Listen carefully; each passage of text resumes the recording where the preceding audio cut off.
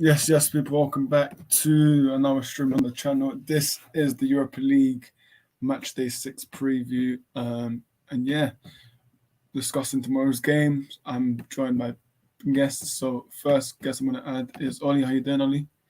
Yeah, I'm good, thanks. How you doing? That's fine. Money. How you doing, Money?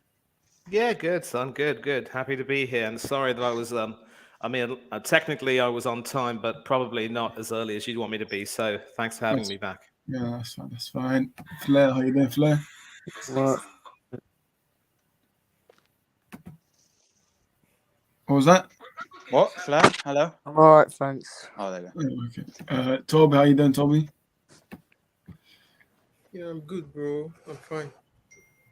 That's good. And Rob, how you doing, Rob? Yo, how are we? Good, all good. But yeah, man. First game, obviously we're gonna talk about Manchester United. Why is it always yeah. the Man Urinals first? Why? You don't know why, Ollie? Don't know why? It's because of you, innit? It's because of you. You should have done the team that's actually going to win the Europa League. Oh, Yeah, there's only one team that's going to win it, mate, and we don't want to talk about it. All right, yeah, that's fine. But yeah, man, listen. For me, I'm confident of tomorrow. I know there's United fans that are confident as well, but we do have some players that did not travel tomorrow. Anthony and Sancho. So it's gonna be Chelsea are losing. Okay. Chelsea are losing. Right, Ollie, man. Ollie, just sorry. Also, Frederick said, "How you doing, Frederick?" Yeah, fine, thanks. How about you? Yeah, not bad. We're just discussing when Real Sociedad game. Yeah, for me, listen, as I said, it's gonna be tough, man. But I really do hope Garnacho starts. Oh, you got Chelsea. And listen, for me, it's gonna be interesting and tough because Sociedad obviously beat us 1-0 at our place. So yeah, man. Frederick, your thoughts for tomorrow's game? We're interested to see the team we're playing. I'm quite sure Bruno will play because he's not able to play on Sunday. But I do think we will win, but I do fear we will win 1-0. We're scoring an early goal and they will go all in defense. So, and 1-0 is not enough. So I do unfortunately think we'll end up on the second place, but we'll win tomorrow. 100%. Toby, come to you, Toby. What's your thoughts for tomorrow?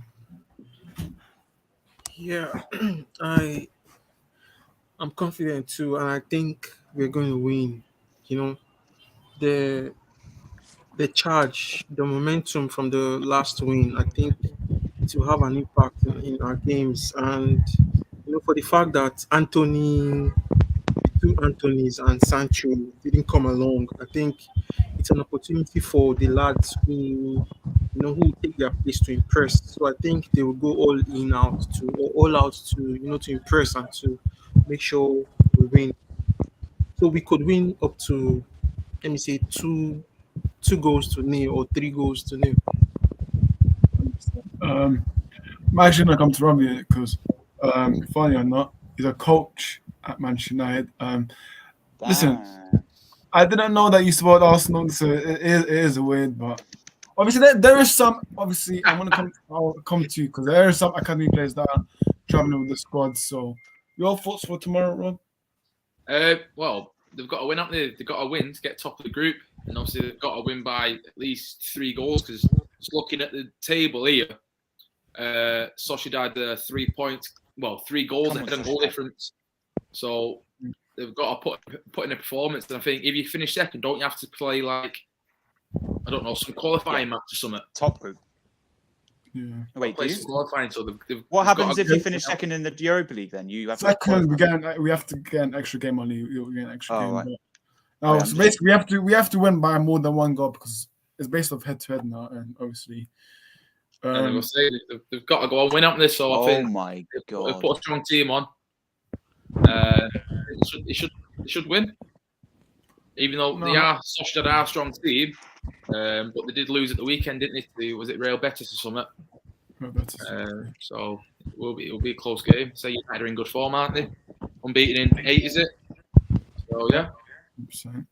just gonna get the traveling squad right now and see if I can obviously get it up. But obviously, let's get the neutrals perspective. So, Manny, how do you feel this game will go tomorrow, in your opinion?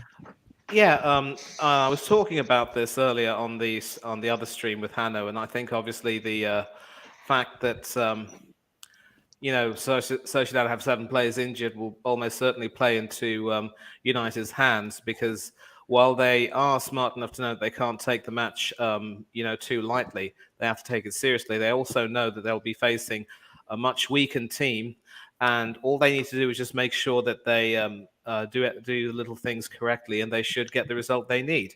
And the nice thing, Aris, is that they know what they have to do. A 2-goal victory is the only thing that will do, which will help them go above Sociedad on head-to-head record.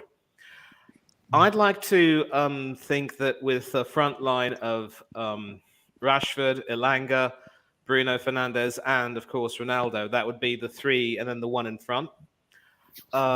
United will look to try and score early, and then maybe get a second goal as soon as possible to try to control things. And one thing which they certainly wouldn't want to do is take their foot off the pedal. And I'm pretty certain that Ten Hag will not allow that. He will make it crystal clear that the boys cannot afford to do that in any way. I believe that it should be a 3-1 win for United, because I believe that with Rashford finding form and Ronaldo eager to prove that he deserves to start and not just simply be in the team in lieu of the injuries, there should be goals for them. Whether or not they'll keep a clean sheet remains to be seen. Personally, I think Sociedad should be good enough to give United a bit of a fright. They could possibly take advantage of some carelessness and maybe get a goal, but United should have enough about them to get the win. So I'm going for 3-1, and hopefully that will make my dear friend Red Frederick quite happy.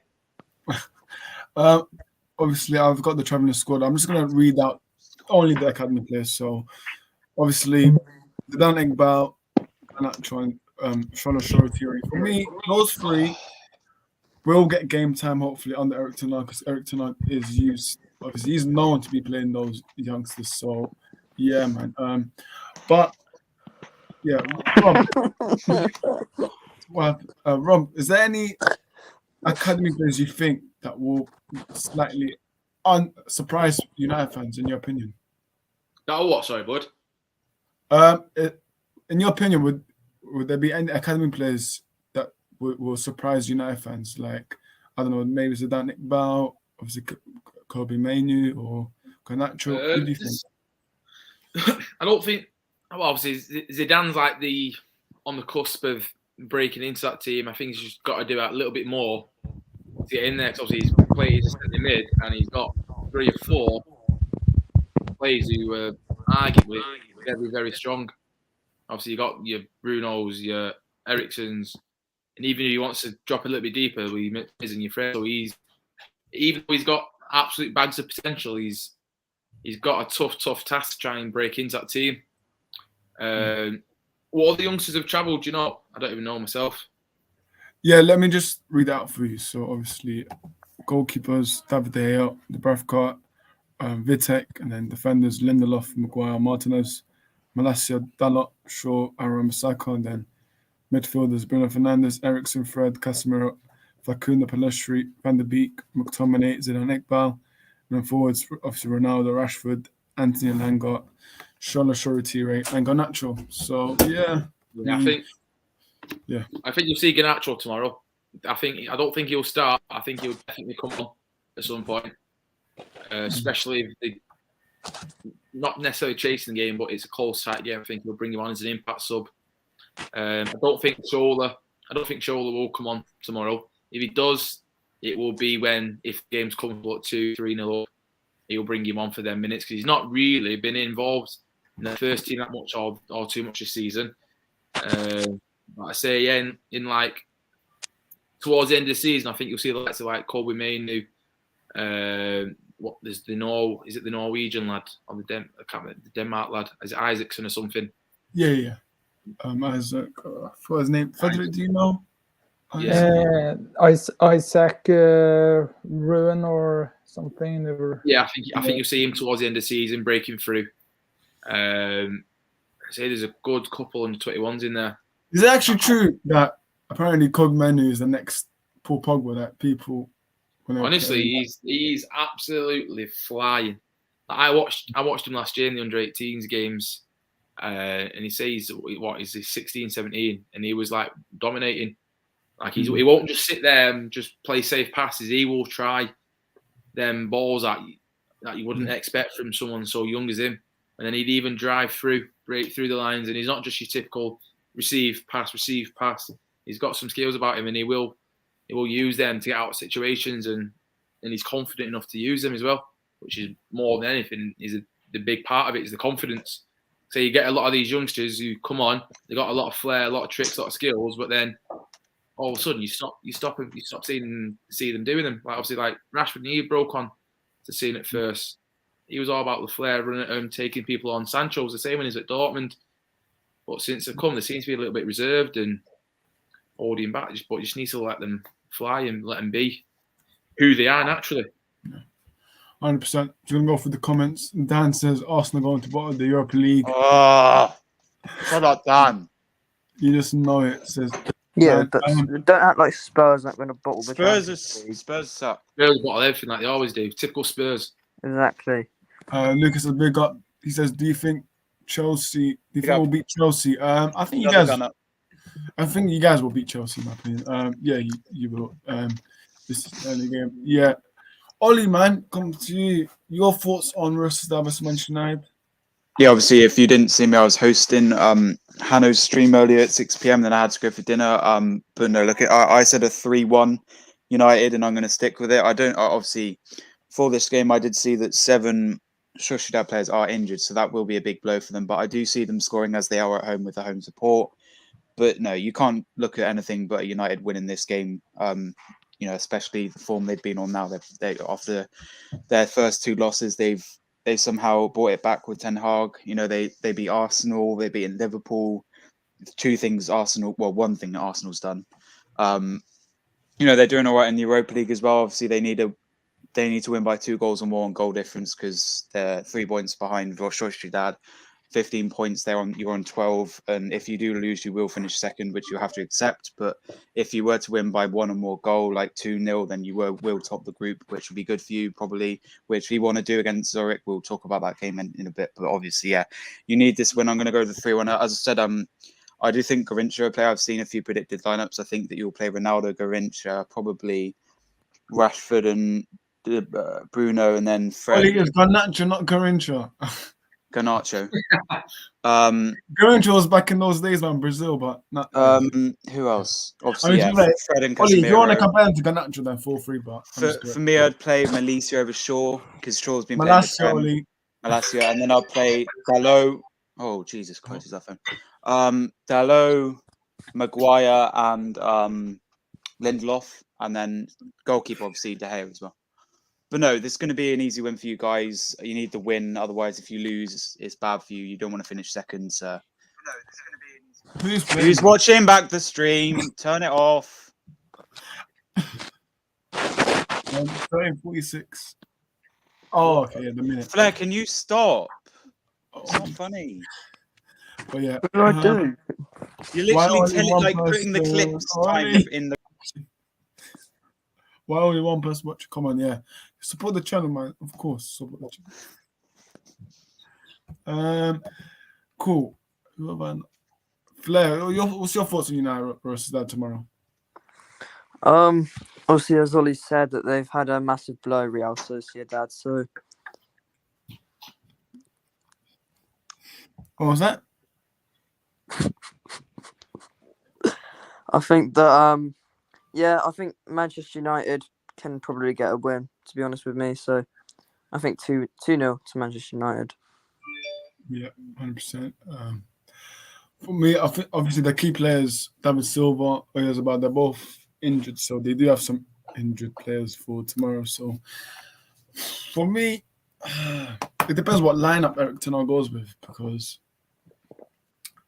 we know that Casemiro is starting because he did his press conference with him. today. So that's one. We know the defense should be the usual back foot that we played against West Ham, and then attack. That's where, because for me, what I'll do is I'll actually start Garnacho, but Elanga, man, for me, I'm not being impressed with him, man. I don't want to be too harsh on him, but I don't know, man. For me, he needs to do more. He needs to do more better, in my opinion. But I know he's only young. I think he's only 19 or 20, so he will understand what he's doing wrong and what he has to do right. So that's just my opinion. But Frederick, would you agree with me by saying Garnacho has to start in the attack, or what do you think? Yeah, I do think he deserves it. He did well in the last, I think it was Europa game as well. So I do think he deserved the start. And our other players have not been too good, so I don't see any reason not to start him. Also a bit controversial, I would actually have started Wan-Bissaka on right defense. Yeah. Because we do need to have even if Ten Hag doesn't think he's good enough, we do need to have a backup that are fit, because Dalot can get injured on Sunday, and then we'll need someone to play there until January. And I do not want to see Lindelof play there, because I do think if we play Lindelof at right back, we will concede a goal because he doesn't have the pace. 100%. No, 100%. I agree with you, because if you look at Real Sociedad's defense, it's not really that quick, is it? So for me, we do need pace. Obviously, Rashford's going to start, and then the main man that all United fans want is CR7. But I'm still 50-50 on Ronaldo. For me, he still has to prove me wrong. See what he did walking out in the tunnel early. He still has to prove me wrong with that. He still has to get me goals and etc. So Ronaldo should prove me wrong.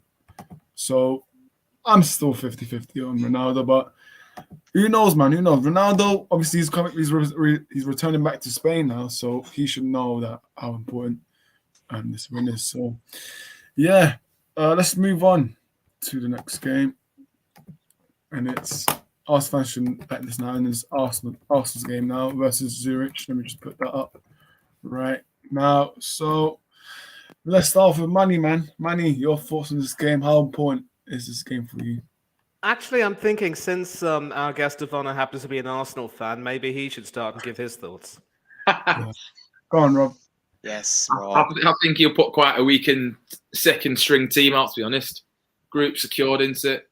I think first let me double check, but I think first place is secured as well. Seeing played, obviously, like your Reece Nelson again. I think Marquinhos maybe start as well on the opposite side. So I think you see quite a few players rested. Like I say, I don't think, because obviously a big game on weekend against Chelsea on Sunday. I think he'll be saving a lot of his players for that. Obviously, Jesus is. I do think Ben White will play centre back though. I think he'll rest Saliba and he'll put Ben White into centre back. Tierney will definitely start at left back. Holding. And I think, I'd say Fabio Vieira come in. And does he play Lokonga? I think he will do, to be honest. Yeah, Xhaka's suspended, so he'll play Lokonga and Partey probably. Yeah, I think Oneni's back, by the way, if Arsenal fans. Is he? I thought he was injured. No, Oneni's back in training. Yeah, he's back in training, but he's probably yeah. still He put a picture on Instagram today, didn't he? Even back in. Oh, did they? Yeah, sitting on some footballs at training and something. But he won't. He definitely. Oh yeah. Yeah, and Oneni's back. Yeah, so yeah, and Zinchenko's back. That's key for you guys, because I think Lokonga, for me, if you look at Lokonga against PSV, I don't think he was terrible against PSV. Lokonga, so guys really do. What did you get? Scoff about 60th minute or something, weren't it? Yeah, 100%. I liked him when he first came as well. Just who did you like? Lokonga when he first. I don't like Lokonga. No, he's not good enough. No, he's not. Well, he's not. It doesn't seem like he's progressed, does he? We need a new defensive midfielder, to be honest. We get, and then he gets in. Tielemans. I'm being telling us fans. Yeah, Tielemans. Come on, Tielemans. Come in January. But nah, obviously. Yeah, do you think Tielemans is good enough? I don't, mate. Yeah, he's better than Lokonga. I don't rate him. I don't think he does the defensive duties. You don't rate Tielemans. He's good. No, but Ollie, you think about to do going forward defensively. I don't think he's got the defensive stuff in him. Yeah, but even if he doesn't play, he's a good backup Guys, defensive midfielder. we've got McTominay, so you guys can have him all you want, mate. We've got McTominay. Yeah, we'll take You guys can have McTominay. him. City are winning. Oh, he just scored a game in here. Yeah. Obviously, Rob, don't tell any players, but McTominay is one that I do not like rate highly in that category. But for me, listen, McTominay, I've people that know me well. For me, I give him praises where he does well. Yeah. But yeah. When he does bad, critics, man, critics. Oh, yeah, man. sure City scored. No, it's score correction. I thought it was 1-0, but it was a score correction. All right. But yeah, Manny, how important is that? This is game. Yeah, actually, here's the thing. Given that Arsenal are now just 2 points ahead of PSV, if there comes a situation where we, God forbid, draw against Zurich and PSV defeats, where's that? Bodo Glimt. No, I mean, there's some interference coming. I don't know where it's coming from. No, Okay, anyway. Yeah, so if Wait, we AFC, were to... Ollie, man. Sorry. Oh yeah, AFC. Sorry, AFC. Yeah, Flair has to go. Yeah. Very quickly, do your score prediction. 4-0 Arsenal. Okay. You think that comfortable? Yeah. Yeah, mate. I agree, mate. I agree. I'll talk about it later, but I do agree. I'm not all that confident. Yeah, I think you push a 1 or 2-0 win. Big up Flair, see ya. See you, mate. Yeah, see you there. And so as I was saying, if God forbid we were to draw against Zurich and PSV were to beat Bodo Glimt, we would be in a situation where we'd be second in the group, and because PSV would overtake us on head-to-head record. So what should have been a more comfortable game was made slightly more uncomfortable because we weren't able to even secure the draw that we needed against PSV.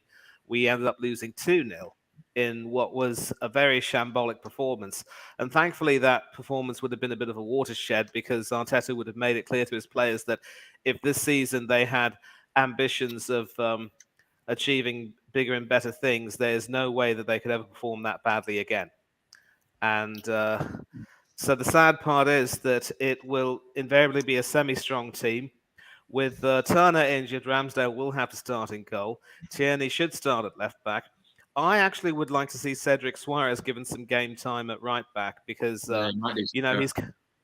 What? I said, yeah, I think you might be right. I think he should do, shouldn't he? Yeah, so, I mean, there have been some complaints about, whether, about how he's not really, good enough. And so far, Ben White and Tomiyasu have been ahead of him in the pecking order, but this could perhaps be the game where he gets his chance to shine. And I'd like to think that he will do himself justice with some decent centre-backs behind him. And that segues into who I'd play in the centre. It would have to be Ben White and Rob Holding. I think Gabriel needs to be dropped and not even given game time in this match. He's not been in the best of form. I would bring on Saliba later on in the game to sort of tidy things up, perhaps. Now, the midfield is also key because I realise the temptation to want to rest Thomas Partey, given that Partey is, of course, very pivotal to our chances. 2-1 Chelsea this season. Thank you, Ollie. But given how important this game sadly now is, I don't know if we can afford the luxury of playing Sambi Lokonga, especially given that Granit Xhaka is suspended for this game. So if we were to come up with a three-man midfield of Albert...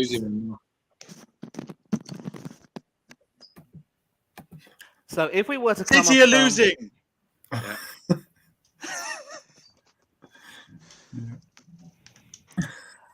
Thank you. So if we were to come up with a situation where we would play Sambi Lokonga, Fabio Vieira and Martin Odegaard in the same team, I really do not see that midfield as having anywhere near the necessary strength to cope with the Zurich midfield. And it's normally in the midfield that most games will be won and lost. So as much as Odegaard will probably start and will be captain in as much as that will happen, I do believe that we will have to bite the bullet and play Thomas Partey at least for 60 minutes and then sub him off on the hour and then maybe bring on Lokonga to sort of tidy things up once we hopefully get the goal cushions that we need. Now, of course, if by that time on the hour mark we do have the goals we need, then Lokonga can certainly come on. And of course, if El Neni were back and in contention for a spot in the squad, I would have no problems playing him instead of Partey or Lokonga. But I believe that it's a bullet that has to be bitten, because I don't want to run the risk of finishing second and having to play in a playoff against the Champions League reject just to get into the last 16. And then, of course, that leaves a front three of Edward Nketiah, who has not been impressive. Reiss Nelson, who will want to prove that his 2-goal performance against Forest was not a flash in the pan. And as much as people might want to see Marquinhos do well, I'm sorry, but it will have to be Martinelli. So you do have a bit of a semi-strong team with quite a few first-team regulars there. And that should be enough to get the result we need against Zurich. And it's also, sadly, an indictment of the thin squad we have, which has been stretched very thin due to injuries and the like. But we should have enough to secure a 2-0 win. Hopefully that will happen. Yeah, 100%, 100%. Toby, big up. I know you got to go now, so big up to you, Toby, man.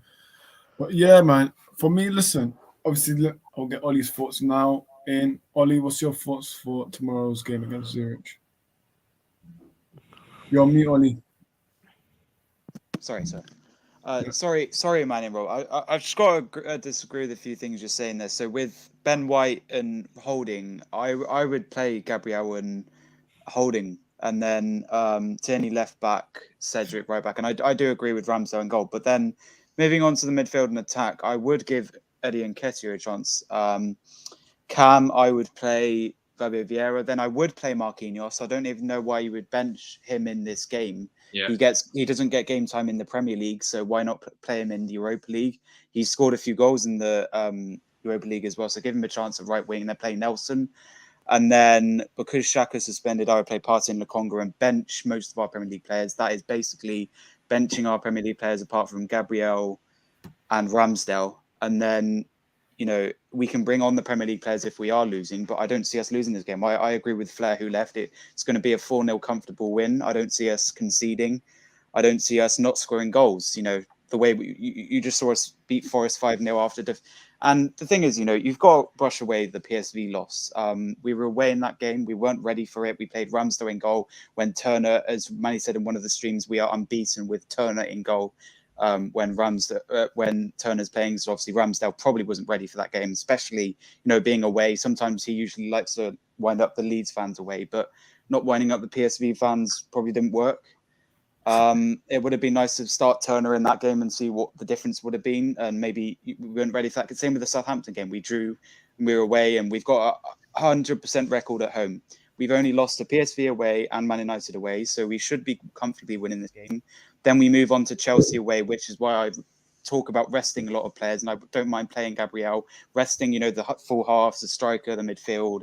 Obviously not resting Ramsdale, but hopefully he will be fit for the Chelsea game. And then we have to move on to the cup competitions. You know, we got Brighton, World Cup, and then obviously FA Cup coming up, which we've won a lot. But moving on to the game, I think we'll play a strong lineup. As I said, I did say basically my predicted lineup, and I said 4-0, but we do need to top our group, I think, because it's a situation with United. We're in a more comfortable position. We've lost one game. And we're 2 points clear of PSV. So if PSV were to win, we would have to be careful if we were to draw or win. So regardless of win, which will probably be, the PSV game wouldn't matter. But if we were to lose, PSV would have to lose, and securing us top of the group, which will be the most comfortable. It's like the Champions League. You don't want to finish third because you're coming to the Europa League. So we want to finish top because we want to play an easy team. And, you know, like it's like the World Cup as well. You want to go through the group stage and then see how far you can go. And that's what we're going to do. We're going to try and win it, which United won't do. And I'm sorry. Arsenal are the favourites for me, I think. I think we're the favourites to win the Europa League. We're top of the league at the moment. I think we'll have a bit of a cup run, but I don't mind being knocked out of the EFL Cup. I do want to focus on the FA Cup.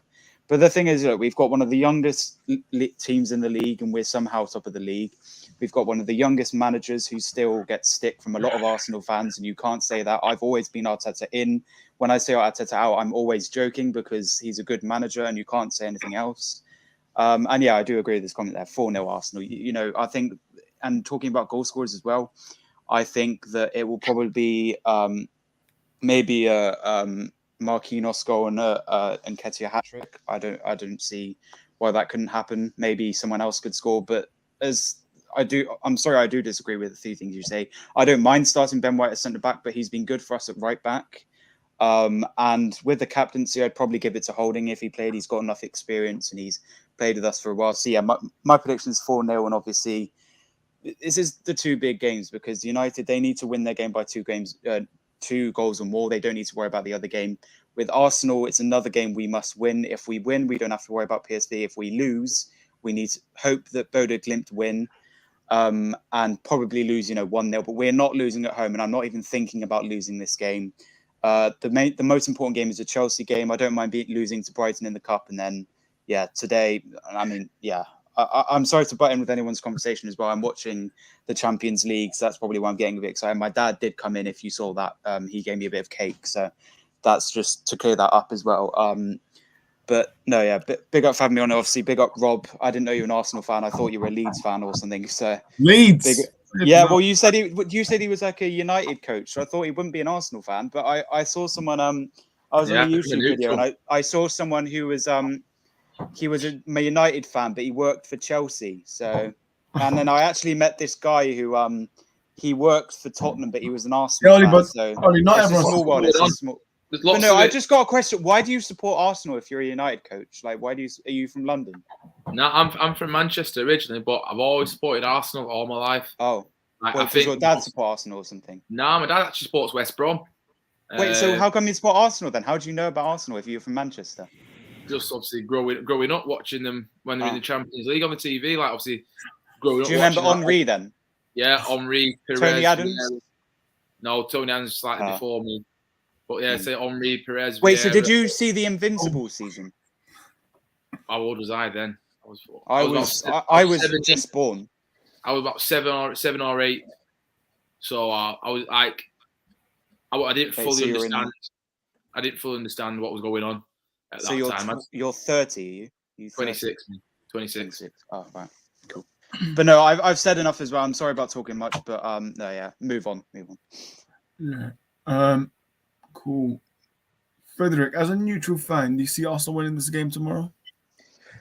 Yeah, I must say I don't watch too much Europa League unless United are playing, but I do see the result, and Zurich doesn't seems to me like a very good team. I see they are. Zurich are a good team. No, he doesn't. Yeah. I doesn't see. So I do think Arsenal will win. They are below the Norwegian team at the table, so they are probably not so good. Yeah, they're bottom of the group. They've got 0 points, so it should be an easy win. So I could see Arsenal winning the game with some reserves 2-0. Yeah, I would take that. Yeah, for me, listen, I see Arsenal winning this game tomorrow. They should win, in fact, but anything can happen. Because remember, I'm sorry to say, but Olympiacos, that did happen, but. Oh, we won't talk about that. Please, just don't talk about Olympiacos. No, I know.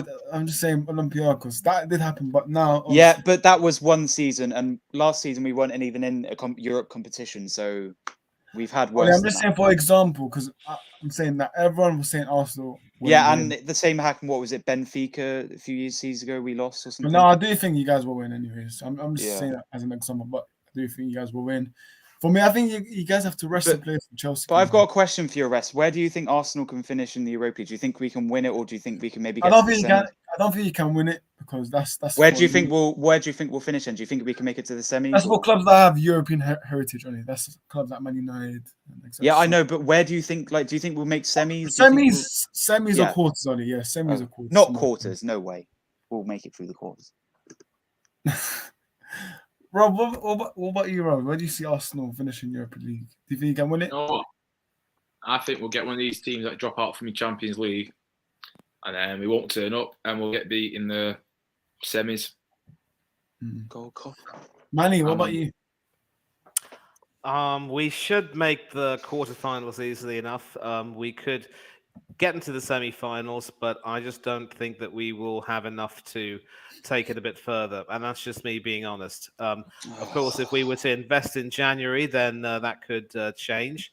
Guys, this I is mean, the same guy who predictions- predicts a draw and then we always win. So don't listen to him. You do realise I'm being harsh. This time I deliberately predicted a draw between Chelsea Bro, and Arsenal because I Manny, want Arsenal to are going to win the Europa League. We're not getting quarterfinals. Okay, Ollie, you know what? Just say what you like, because obviously you know there's a clips page, so it's fine. Man. Yeah. Well, there's going to be a clip. You can clip this right now. Arsenal are going to win the Europa League. Clip it now. Okay. Frederick, you're my witness, right? And Manny, you're my witness. But Yep.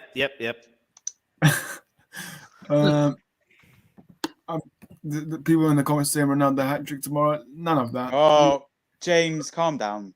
Yeah, Ronaldo's. It could happen as a possibility, but I don't see. I could see him scoring one goal. To be fair, because Wait, why did he say Bournemouth is 7th? They're not 7th, are they?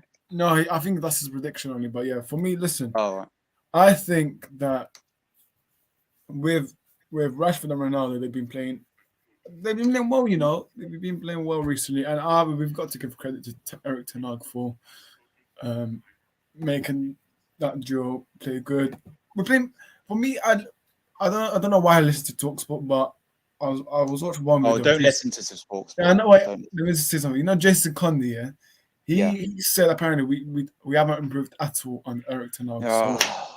So Jason he's the same Conde, person who probably thinks he's an awesome legend anyway. Nah, so the only person I like on TalkSport is Darren Bent because he's an Arsenal fan. Jason Conde was an ex-Arsenal player, isn't it, Money? So for me, No. Conde is actually ex-Tottenham, so he will say whatever he likes just to bash Arsenal. So I would any take whatever ex-Tottenham he player says would be with a against pinch of Arsenal. salt.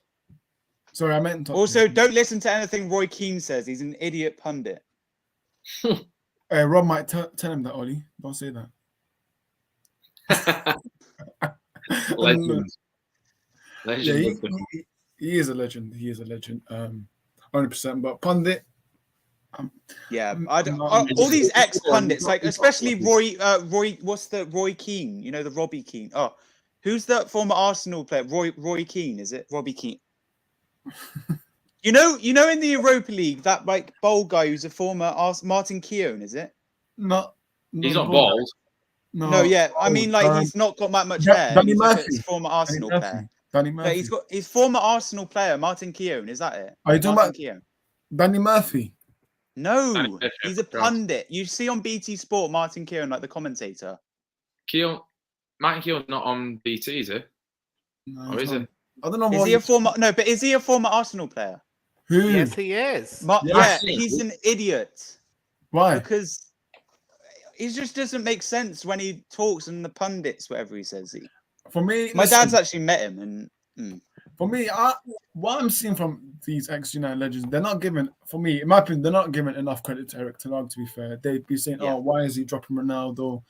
This and that. For me, you got to give him credit, man. What is you? Because the way he, I think Arrest is the only fan that gives Ten Hag time because no one else just gives him patience. I'm giving him time. You're like you're Ten Hag in. Everyone's like, "Oh, he's rubbish."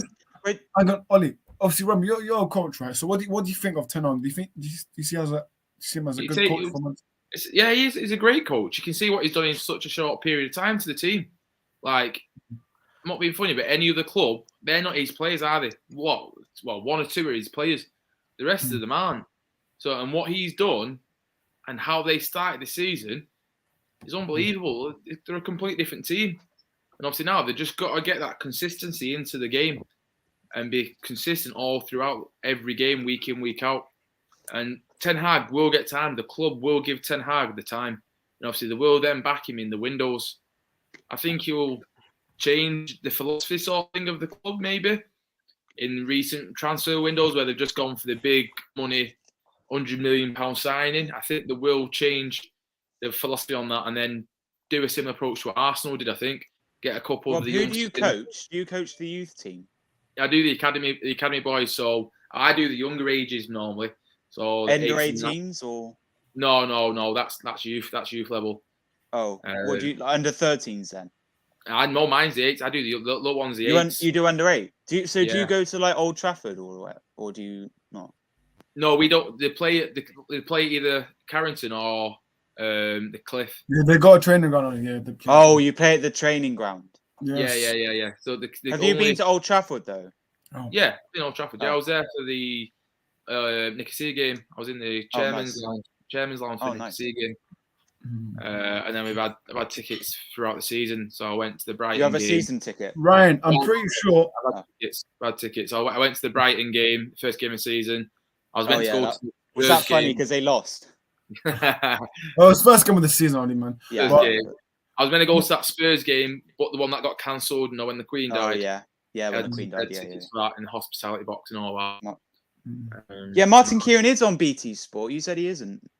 No, okay, right. Ollie. Yeah, that's fine. Ryan says, how long is I think it's 5 years plus 1 year. No, it's 4 years, isn't it?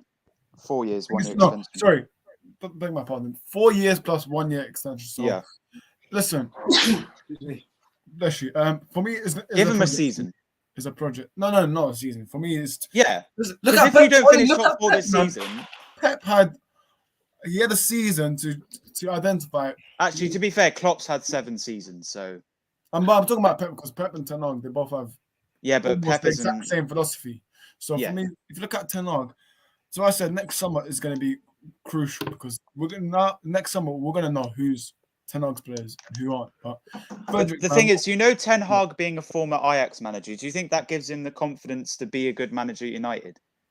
I mean, I don't know what you're trying to say here, Ollie, but like when managers come from a big club, like Unai Emery has come from Vieira to Ollie, Ten Hag, I have to understand that the Premier League is way bigger than Eredivisie. Yeah. So I think he needs to try and stop. I've actually been to their stadium before. I think he needs to try and stop buying Eredivisie players. In my opinion, I know Malacia turned out to be a decent side. Martinez, mate. Unbelievable, man. Unbelievable. The amount of hate he got when they got him, though, and now that Ollie, it includes you. Yeah, includes me. But I wanted him at Arsenal, so I can't complain because Martinez, man. Frederick, how impressed have you been with Lisandro Martinez? Very much. He has probably been the best defender we have had since Ferdinand Vidic for me. Okay. World class. Nothing more to say. Best defender in the Premier League. Exactly. Yeah, I was gonna say that exactly. But for me, the way I describe Lisandro Martinez is he gives me the man of Vidic vibes. Like he can like go into tackles. He gives me that good vibes, man, because it gives me that aggression, his desire to win. So for me, Lisandro Martinez, what a signing has been, and clearly it was a Ten Hag signing. Casemiro, obviously, we've seen how great he is. Obviously, we questioned Ten Hag for not starting him when we signed him, but I think he was integrating him. So yeah, man. Obviously, Anthony. For me now, I've always said it in January. I know I've seen some reports that you don't want to spend too much, but we need to sign a striker. In my opinion, we need to sign a striker, man. I feel like Ivan Toney from Brentford could be an option for United. This is just my opinion, but Ten Hag could have something else in his mind. But for me, Ivan Toney is the one that we need to get in January. But our problem is the Glazers. Will they spend in January? Last year, everyone saw we needed a midfielder. Are you Glazers out, Frederick? Yeah. What about you, Rob? No comment.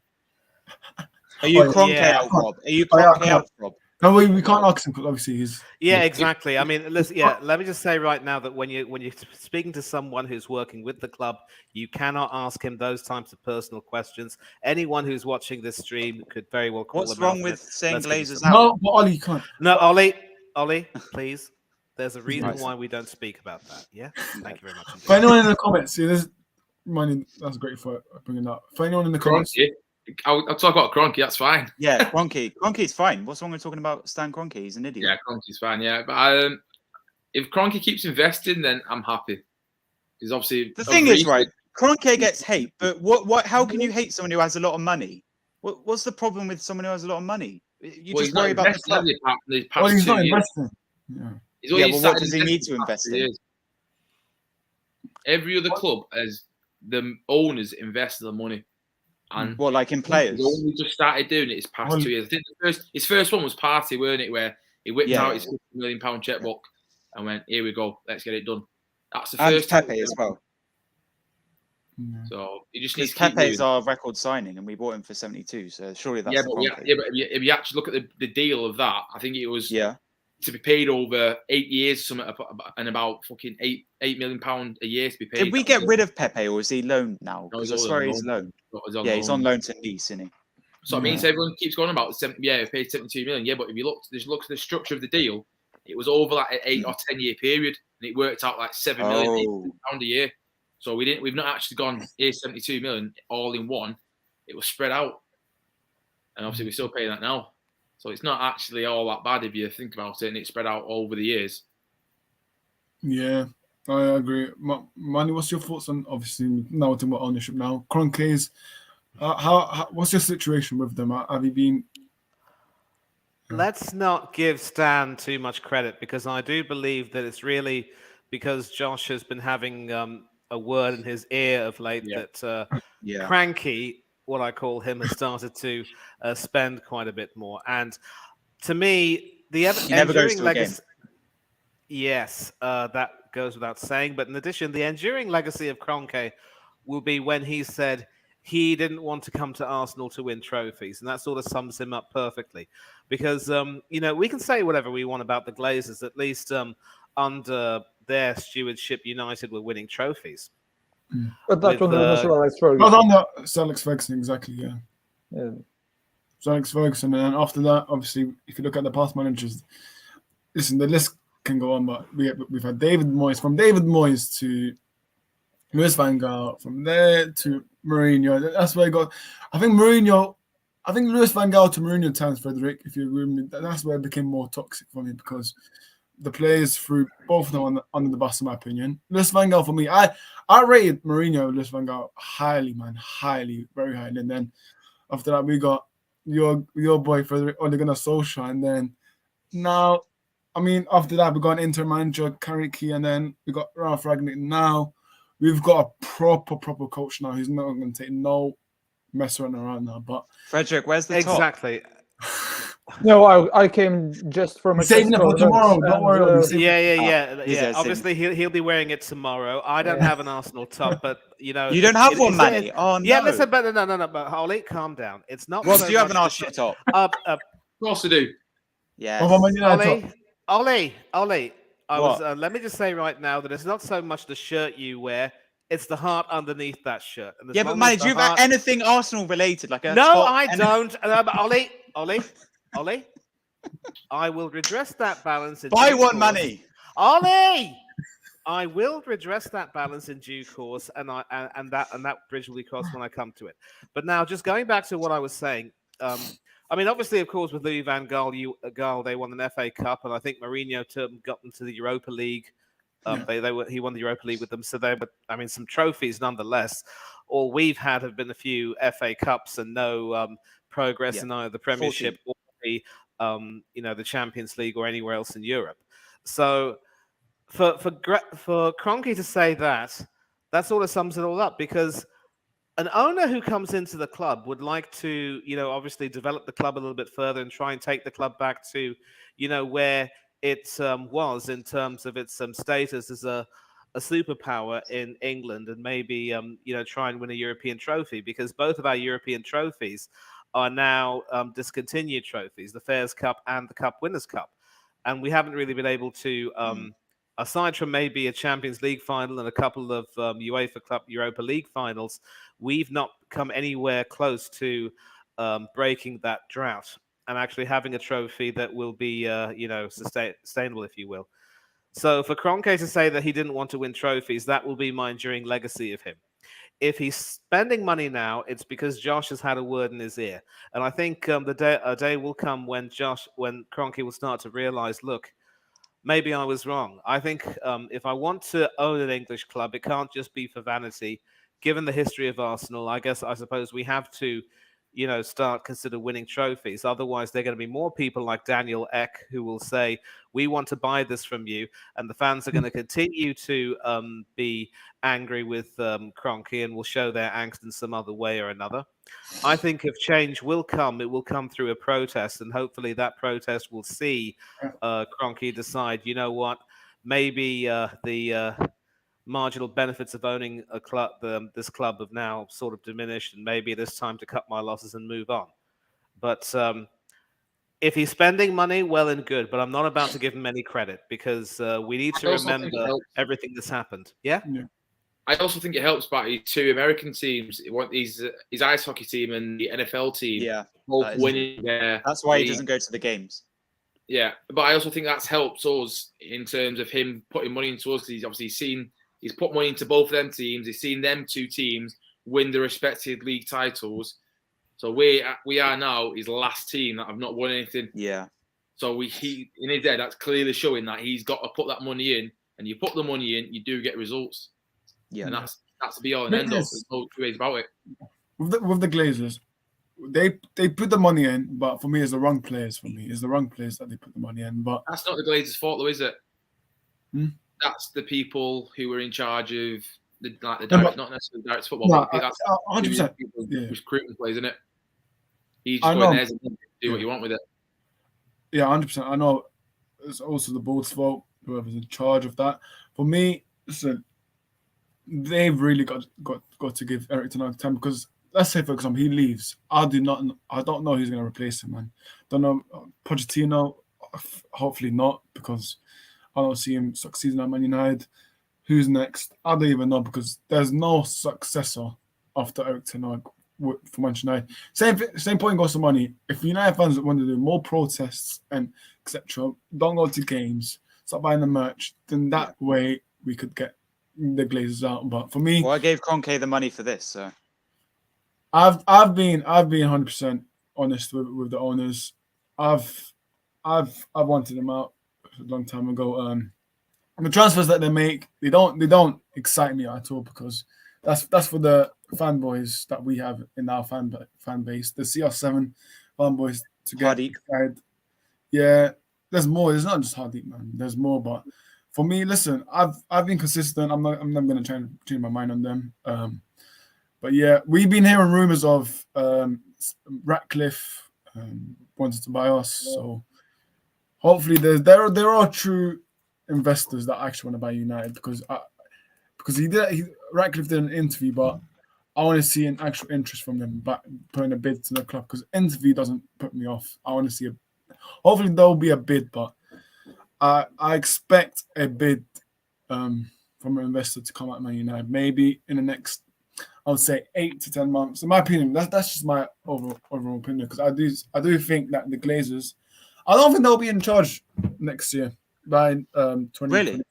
I don't think so. No. That's like saying the Kroenkes wouldn't be in charge, because they're never going to leave Arsenal. I just think if United fans do more protests, don't go to the games. Yeah, well, that's what we do. We do protests, and Kroenke doesn't. No. Ollie, now it's different. Now you're top of the league. Kroenkes are fine now, but when you guys are 8th, that's when you guys will blame Kroenkes. But what you think of Liverpool though? They're 9th, and they're not complaining about their owner. I've seen some fans do complain about FSG. I've seen some fans. Yeah, but they're like one of the owners that no one complains about. Everyone complains about Glazers, Kroenke, and no one complains about Liverpool. FSG doesn't take money out of the club. Yeah, and also because, Ollie, they've been consistently successful, whether it's winning the Premiership or winning the Champions League. They obviously have a great deal of credit in the bank. They've won a few cups as well. This season, of course, has been difficult for them, but I think they also proved with their win over Napoli that they're sort of built for big European nights. So if Arsenal won the Premier League, Kroenkes would be respected? Of course. If Arsenal won the Premier League, Arteta would be respected. Same Some people United. might call for a statue. Yeah. If United won, Glazers would be all fine. Listen, if United win the league, all respect goes to manager, and of course, what about Glazers? But for me, listen, Glazers. For me, listen, January. But no, the only thing about the Glazers, though, the owners, is money. No one cares who they are, as long as they have money. That's all you care about. You don't need to worry about your own. You need to worry about the games. The reason why I'm this frustrated about them is obviously when we go back to the Super League times. Oh yeah. The Sky reporter asked, it was a woman asked Abraham Glazer a question, and then suddenly he ignored it, went in his car and then drove off. For me, I don't like that, man. I don't like That's that. what people do there. They wouldn't answer. No owners wouldn't ignore. But no owners wouldn't ignore that question. What did she ask then? Did she say, "Are we in?" No, she said, "What do you think about the Man United fans when they're trying to invest the Super League, and then he ignored that, went in the scoundrel. Well, for me, I don't like Where that. are they American, the Glazers? Oh, Yeah. Yes. Yes, Yes. they're American. yes. They're owners of the Tampa Bay Buccaneers, which are my NFL team. I supported them support for- Miami Dolphins, mate. But yeah, listen. Miami Dolphins. Good question, Ryan. There will be a new Twitter, R6 Football Twitter, very soon. Very soon. I know I've been saying that a lot of times. Very soon. Yeah, make a Twitter, mate. Yeah, don't worry. Yeah. We will. So let me also say one thing. I've realized that, what was supposed to be a Europa League stream is pretty much, exactly. sort of devolved into a discussion about Arsenal and Manchester United, where we stand. But here's the thing. There are quite a few other teams playing in the Europa League, and I'm just going to show teams. I know they're not English teams, but obviously some of these teams will be. Yeah, so we'll certainly have a lot of some clout coming into Get some couple of games and then we'll wrap it up. Yeah, get some. We'll get the big games in, Manny, not the small ones. Yeah, I mean, you could say that. So yeah, some fixtures that are coming over here. Obviously, United and Sociedad, Arsenal and Zurich, and the those games in the respective group will also be dealt with.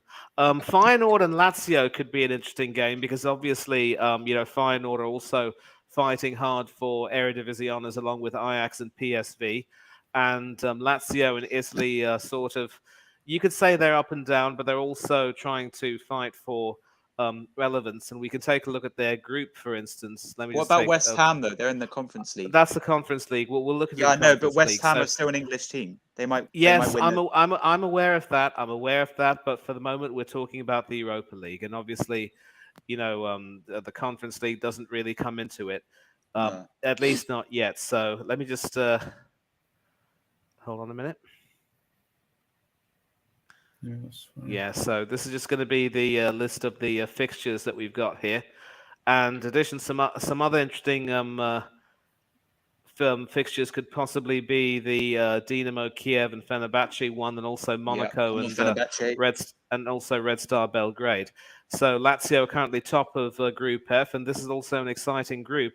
Feyenoord obviously will want to try and win against Lazio to put the cat amongst the pigeons. And, of course, Sturm Graz will be facing Midtjylland.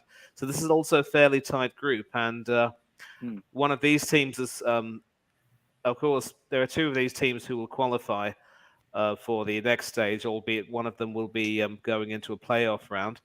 And then we also have to consider, Red Star Bell. This is also a rather tight group, Group H. So, I mean, it's very easy for us to talk about, the top two teams in the group and possibly the Champions League knockoffs, but some of these groups have not really been decided yet. You can see the caliber, some of the teams, the history of some of the teams, at least, who are in this tournament. It's rather surprising to see Monaco not really being able to secure their passage yet. And of course, with this group being especially tight as it is, this group could also go down to the wire. So I will select some fixtures. Feyenoord against Lazio. Who do you guys think will win between these two? Lazio. 2-1. 2-0. 2-0. Yeah, probably because they're the stronger team in the group, and Feyenoord, I mean, they're doing okay in Holland, but haven't really been able to impose themselves too much. But this group is fairly tight. Manny, I also do favour the Turkish teams like Fenerbahce as well, because I have been to Turkey many times, so I do fancy Fenerbahce. Yeah, Fenerbahce is also quite an interesting group. And who's the other Turkish team? What's their name? Hold on a minute. The other Turkish team is Trabzonspor. Yeah, Trabzonspor, that's it, yeah. Trabzonspor, yeah. Like, theirs is an interesting wait, where's Besiktas? Are they in the Champions League? Besiktas is also in Turkey, and they are based in Istanbul, but they are not. No. Where are they? Are they in the Europa League or Champions League or where? I don't know, Ollie. I think they might be in the Conference League. They're certainly not in the Europa Galatasaray League. In the Champions League. Yeah. So we now have Monaco and Red Star Belgrade, obviously playing. These two teams have big history. Of course, Belgrade, were European champions not too long ago. I mean, that was about maybe 30 years or so ago, and still obviously trying to live up to that history. And this is, of course, in the tightest group possible. Monaco are on 7 points, Belgrade are on 6, and of course, Ferencvarosi from Hungary could very well end up going through. So they're for not called Monaco, Red Star Belgrade. They're called Shensiva Sendividia. Yeah, I can't pronounce that name Is that properly. So what it is in English, though? Is that what it is in English? Yes, it is. Oh, they were right, called okay. Red Star Belgrade, and then they've obviously changed their name. Yeah. So between Monaco and Red Star Belgrade, who do you think will win? Red Star Belgrade. Oh, no, Monaco, sorry. 2-0 Monaco. 2-1 Monaco, yeah. Rob, what about you, mate? Monaco poor at the moment. Monaco really poor. I think that'd be quite a... Oh, yeah, that is true. Yeah. Where are they in the French league? I think they're about 10th or something, aren't they? Are they? Let's check. I think I'm sure they're pretty low down. Let me just go grab the table back up. Wait, in the Ligue 1, they're 6th in the League 1. So they're not 10th, but yeah. Yeah, so... I don't know. They're a hit and miss team, aren't they? I think it'd be a 1-0 draw. Okay. And Frederick, what do you think? Yeah, it's difficult because it's league it doesn't follow, but probably Monaco will win. Yeah, they have had it. Monaco are at home, Manny. So anything can happen, Ollie. Yeah, I know anything can happen, but Monaco are the easier team to win. Red Star Belgrade are terrible. They're bottom of the group. I mean, no, listen, look. You take a look at the group. It's very tight. Both Trabzonspor and Red Star Belgrade are on 6 points with an identical goal difference. I think Trabzonspor might be ahead of Belgrade. How can Monaco go top? Record. Can Monaco go top on goal difference or not? The only way Monaco can go top is if they thump Belgrade and Ferencvarosi lose against Trabzonspor. I don't see that happening. And Ole, since you like Turkish teams so much, we have Dinamo Kiev and Fenerbahce. So you might favour Fenerbahce a lot. Yeah, given, I'll go with the 2-0 Fenerbahce. Because Özil used to play for Fenerbahce, didn't he? And yes, and of course he was of course who do Fenerbahce have now though? Like where are they in the table? You mean in terms of the Turkish league? I'm not too sure. Turkish league. I'll check now. It's actually also spelled. Oh, they're top. They're top of the group. Yeah, they're top. They're They're top of the league as well. Wait, Galatasaray are 5th. Wow. Yeah, I favour Fenerbahce to win 5-0. Exactly, because Kiev, of course, at the bottom of the group, and obviously all the Ukrainian teams have had some issues with clearly with what's going on. And, but I've heard Ukraine could be in the World Cup instead of Iran. Have you heard that? Iran could be out of the World Cup. Apparently, Ukraine are urging something wrong with Iran or something. They might not be in the World Cup. No, here's the thing. The reason why that won't happen, Ollie, is because with regard to what's going on in Iran, women's rights are being disregarded. For that same reason, there could very easily have been a campaign to strip Afghanistan from their place in the T20 Cricket World Cup, and that wasn't forthcoming. I think maybe Iran will be in the World Cup then. I think what FIFA are going to do is, they've already pretty much made their bed by, Well, they did make Qatar. Ollie, please calm down. FIFA have already made their bed by deciding to have the World Cup in Qatar of all places, and also they don't believe in gay people.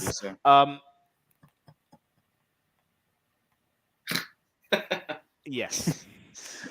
Obviously it's in December because they couldn't play in the summer when it's too hot, and obviously their human rights record hasn't been the best. As you've mentioned, they are not very keen on people from the LGBTQIA community, and that is something that why FIFA are they like considered. That though, why are they against LGBTQ people? Like, do they not like gay people or something? It's a religion, Ollie. It's a religion. Man. Oh, religion. Oh, yeah. Aren't they like Muslims there or something? Yes, Ollie. Exactly. Having lived in Saudi Arabia for 6 years, I can tell you that, countries over there might be starting to become a little bit more liberal. But so, Manny, what happens if they see a gay person?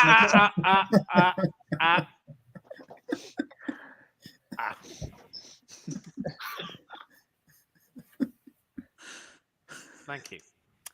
Now, having lived over there for 6 years in Saudi Arabia for 6 years, I can tell you that it is exceptional.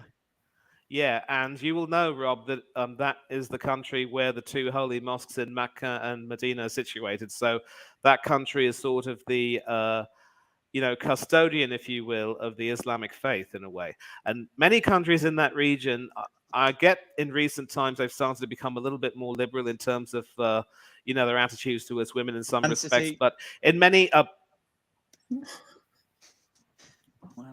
cases, they still have a bit of a conservative heart.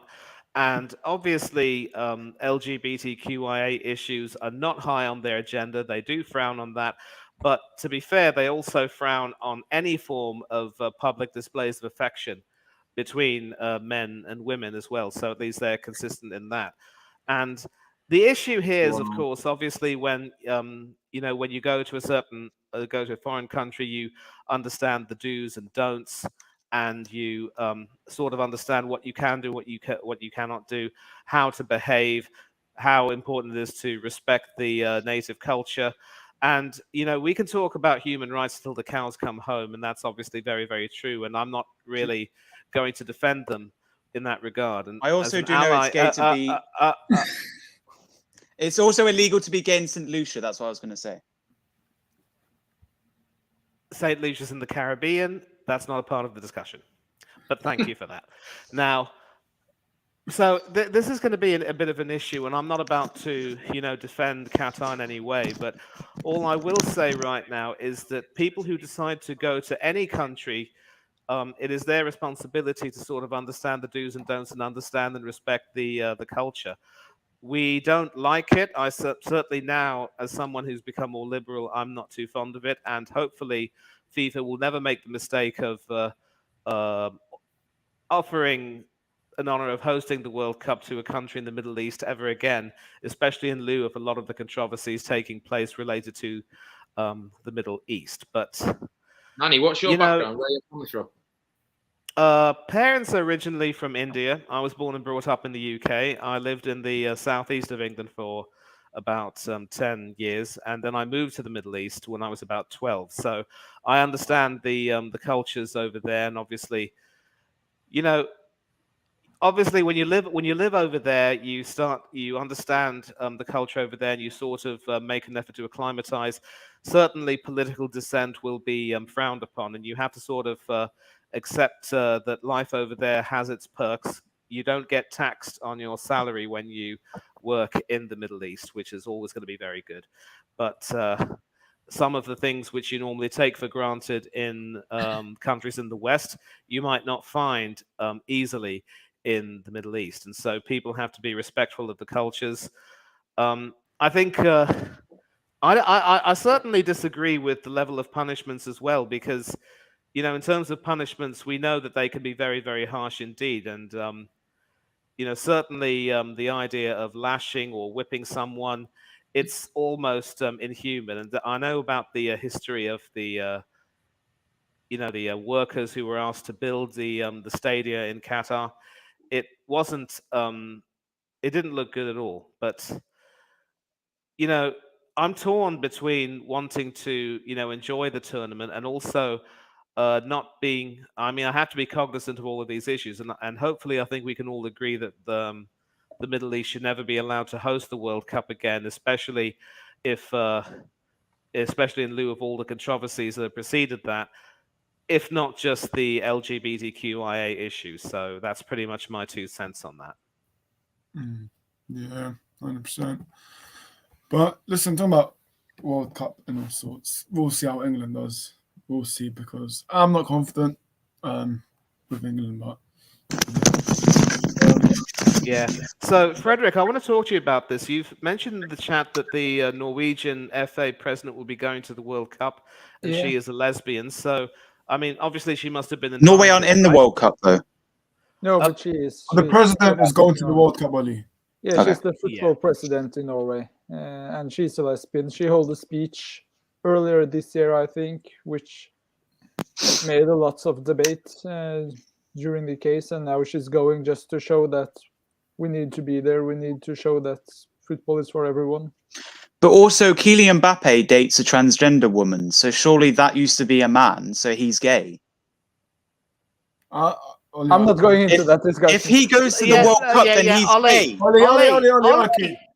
That is something which should not be discussed right now. It is a matter that will be resolved between. We're just talking about Qatar. You know, it's illegal to be gay in Qatar. It is illegal to be openly gay, and obviously you don't want to have any public displays of affection. Whichever. So maybe when you're gay, you orientation. just pretend to be friends. You don't actually say, "Oh, I'm gay" in Qatar. In Qatar, in the Middle East, you do not draw attention to yourself. In Qatar and the Middle East, you do not draw attention to yourself. Why certain countries, like in the UK, it's not illegal to be gay? Why is it illegal? Ollie, we're talking about football. This is something that can be discussed another time. All right, yeah, we'll talk about it. Thank you very much indeed. And I'm really sorry that it had to sort of devolve into this. I do apologize for that. Yeah. Sorry. Giroud has scored again. Has Eagles scored a hat-trick? No, he's not. Yeah. Money. Yeah, so Rob, I want to ask you a question. You said you've been to Saudi Arabia on 1 or 2 occasions. I mean, what was your impression of the country there? I've never been to Saudi Arabia. I've just been to Dubai and obviously like Thailand and all around there. So obviously, visiting Dubai, I mean, you must have understood and sort of gotten yourself immersed with the culture over there, and obviously you will know that, you know, you can't draw too much attention to yourself in those places. Yeah. No, definitely not. Manny, I think he did ask a question about how many years you lived in Saudi Arabia for. He didn't say he'd been there. Oh, my bad. I was there for 6 or 7 years, so sorry about that breakdown in communication. All right. Yeah. I think we've got last comment and then we'll wrap up. Owner supply will be there stubbing them. So okay, yeah. Yeah, we won't talk about. Big up Brian though. No, big up Brian. We're gonna wrap up now. Because obviously we hit over the 1 hour mark, which I'm trying to not hit over the 1 hour mark because we've hit over it, so yeah, I know, but next time we will. But let's get people to shout out their socials or YouTube, whatever. So Ollie, to start off with you, I can find you. Yeah.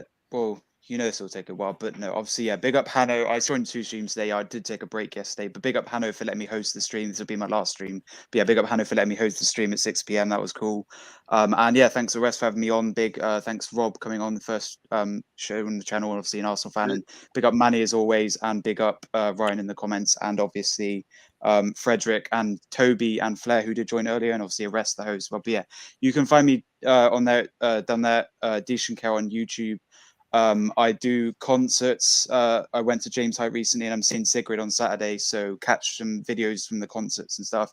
I also started doing lives as well. I've hit over 1K, so check out my YouTube channel.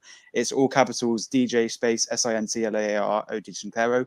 Off that person, you can find me on Instagram, ollie.sinclair556. That's my personal account. I do posts, stories, and DM people and stuff like that. And then for the less personal, my fan page, I'm actually on close 500 on my main as well, and I'm on the road to 400 on my fan page, which is Aaron_Ramsdale fan page 1. Finally, you can find me on TikTok, Jonas Hu fan page UK21, and Ollie is Ebbit556. And for more personal stuff, click the link in my bio on Instagram. I do not have Twitter, Snapchat, or anything. And on Xbox and PlayStation, you can also, I do have both of those, so you can DM me for that as well, which I won't be saying publicly. But no, mainly Decent Care on YouTube. I will sub back to you if you sub to me. I'm on the road to 2K now. And yeah, obviously, Ollie.Sinclair556 is my main account. You can catch me there, DM me, or anything you want to talk about. So yeah, big up, guys. Big up the rest in the panel. Big up, Marnie. Where can people find you?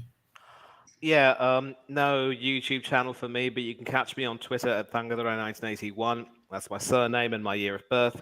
You can catch me on Instagram at MannyThangadorai1981, which is my full name and my year of birth.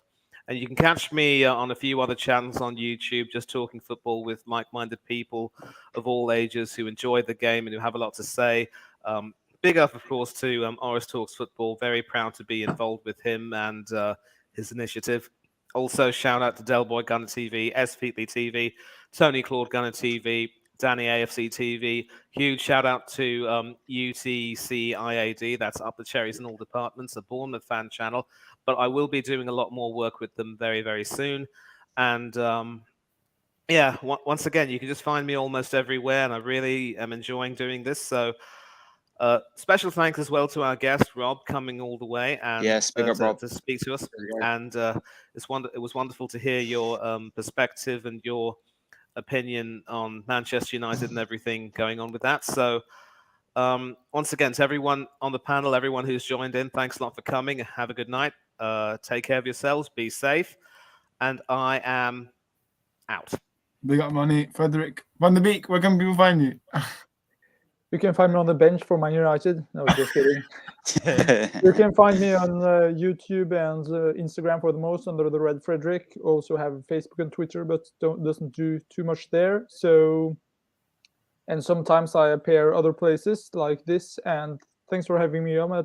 Big up to everyone. Big up, Fred. Big up, Frederick. And Rob, where can people find you? Come prepared. Everyone can sit there. Instagram, Rob Heath 23, and then the bottom one, our Kick Soccer. Just followed you. That is our coaching page. So I do all private coaching, one-to-one group sessions. Teams are all around Manchester, from little kids 5, 6 up to professional coaching. We're working with the professionals and all academy kids and everything like that. So, wait, did you go to Vietnam? Yeah, Vietnam. Yeah, that's right. Nice. Yeah. We got bro, Yeah. man. We went Vietnam and Thailand in the summer, doing some coaching over there. Nice. So yeah, it's big up, man. Obviously, the work that you're doing, big up, man. Obviously, don't give up, man. Yeah, big up, man. Good stuff you're doing. But yeah, man, big up everyone for joining. Comments, big up people. Big up, man. We'll see you next time. Peace.